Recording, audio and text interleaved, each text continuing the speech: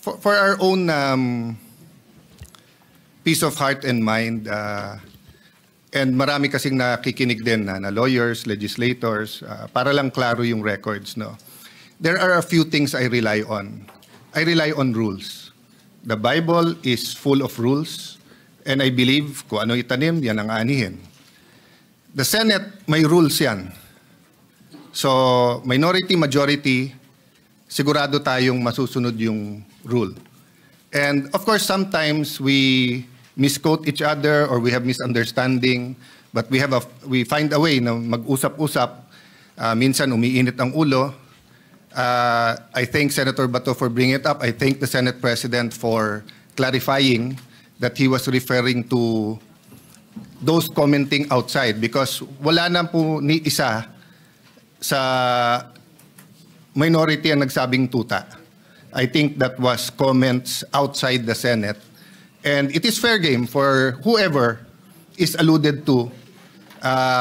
Both ways po, di ba? Pagka may sinabi tungkol sa minority, pero hindi naman kayo nagsabi or hindi dito sa floor or sa media sinabi ng ibang kakampi or supporter, fair game yan. Part ng another rule is the Constitution.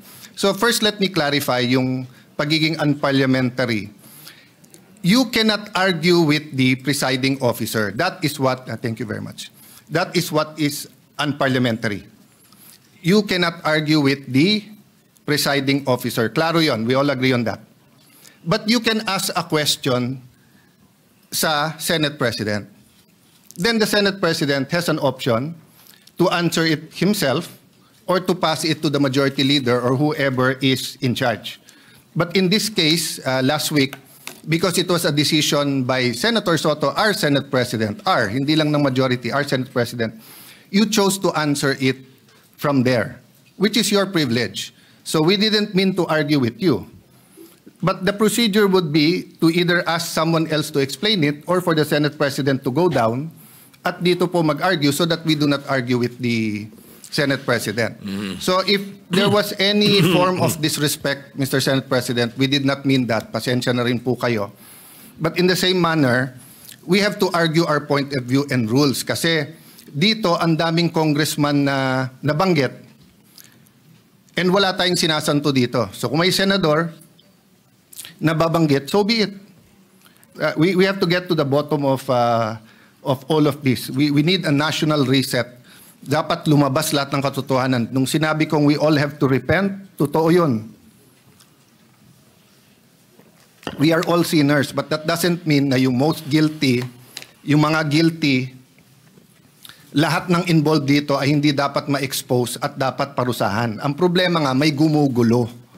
At kung ikaw ang mastermind, guguluhin mo to. So ang problema namin, Mr. President, is that and I think the Senator Marcoleta, the former chairman, will bring it up, no? Wala pa tayo dun sa state witness, eh. Nandun pa lang tayo sa protection of the witness, sa mga diskayas. Pero lumipat po tayo dito sa Assistant DE. Nagulat po kami kasi nga, hindi binalik sa Senado when he was still chairman. And Majority Leader, just to be concise, I'll read the rule, ha? Sabi dito sa rules sa page 6 of 7, section 6, subparagraph C, a witness cited in contempt may be ordered detained in such a place that may be designated by the committee alone. May word po na alone. Or with the concurrence of the Senate President. And in our discussion, the new chairman admitted that he was not consulted. It was the Senate President.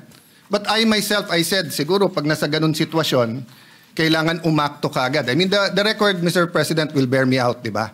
Na sinabi ko naman, di ba, na ayaw nyo magkaroon ng constitutional crisis, nagsalita yung House, nagsalita yung Senate. Ang problema nga po, hindi naman po simpleng request to ng Speaker of the House, eh. Yung mismong witness, siya nasusunod, eh. Sinabi niya dun sa House, eh, wag nyo na ako ibalik sa Senate, hindi siya binalik. So yes, initially, the issue was not where. The issue is not where to detain him. The issue is who has authority and ano ang rules natin. Ang rules natin yung committee. Ang committee hindi lang yung chairman. But at the last minute, napag-usapan natin dito at hawak ko po ang ating minutes or yung galing ba to sa journal? Transcript, no? Meron pong TSN po to. Nag-motion ang plenary po mas mataas sa committee. So paano po nangyari na si Assistant DE sa simpleng request niya, hindi naman nag-meeting yung committee. Ako as minority leader, automatic, hindi naman ako nakonsulta.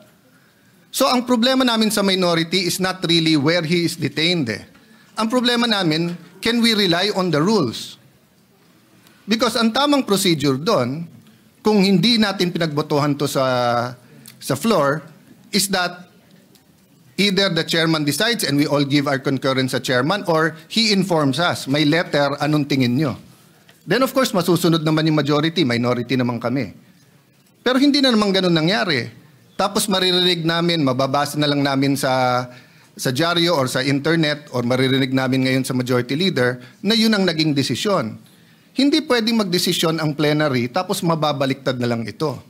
So the issue is not just Bryce. The issue is also the rules of the Senate. Ganun din po I don't know who wants to answer this. Ano ba ang rule natin pagdating sa CCTV? So, I put this on record. I will put it on record. Hanga ako kay Senator Lacson mag-imbestiga. And I support him to go all the way. But hindi ba kung meron tayong sinususpetsa dito, you make a request for the CCTV. And then, you have a conclusion. Kasi kung hindi, lahat na lang tayo titingin sa CCTV. Tapos sasabihin natin dito, may nakita akong ganito, pumunta sa media. May nakita ko, pumunta sa ganito. Di ba? So, yes, the government is under attack and that's legitimate. The Gen Zs are rising up. That's legitimate. They should. But we should not attack ourselves. Kung meron guilty sa atin dito, i-expose natin. Tapos sa Ethics Committee. Huwag natin pigilan ng witness. Kung gusto ituro ni Bryce, kung siyam kami sa minor, ituro niya. Pero sundin natin yung rules, no? So before I let go of the floor, I think Senator Marcoleta on the same topic wants to say some things. But whether he will say it or not, Mr. President, no? I don't know the pleasure of the body sa plenary. At mas marami naman kayo So kung gusto nyo dito sa Senate, di okay.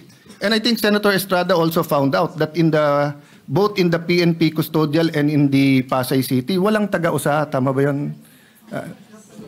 Sa custodial, hindi totoo na it was under the custody of USAA kasi walang taga-USAA ang nandun. So we do not know what transpired during that time. Kasi pagka under contempt, hindi punishment yun Binibigyan mo ng oras yung witness pag isip-isipan kung magsasabi ng totoo o hindi. But if we allow people to come in and talk to him, hindi mo na alam kung sino nag-guide sa witness na yon. Ang pwede lang yung abogado niya, maybe his family. Diba? So I think this is legitimate without pointing fingers to anyone. I don't know what the Discayas will say. I don't know what Bryce Hernandez will say. Let them say everything they want to say. As Senator Ping naman said, may resibo. Pero katulad kay Joel Villanueva, peke yung resibo, ghost yung resibo Hindi pala screenshot yun Pinicturan pala ang cellphone. Ang screenshot, cellphone, sinave mo yung screen. Eto, cellphone, kinunan. O, sabihin mo na, sige, let's not on technicalities. Tapos tignan mo yung laman. Yung laman, member daw siya ng CA, hindi siya member ng CA doon. At tapos na. Kay Senator Jinggoy, naka-Amerikana. Minsan na nga lang mag-Amerikana yung tao nung birthday niya. Pero ang picture sinabi, birthday niya, hindi naman. So, yes, may resibo. Pero may peking resibo But we will address that at the right forum, Mr. President. But, again, we have to follow the rules. Sabi ng Supreme Court sa case ni Vice President Sara, sa tamang paraan, sa tamang panahon. Senator Marcoleta, will you... Same issue Same issue ba? Yeah, same issue. So that isang sagutan na lang, maybe I can... Mr. President, Majority Leader. yes, we'd like to recognize Senator Marcoleta, please, Mr. President. Senator Marcoleta is recognized.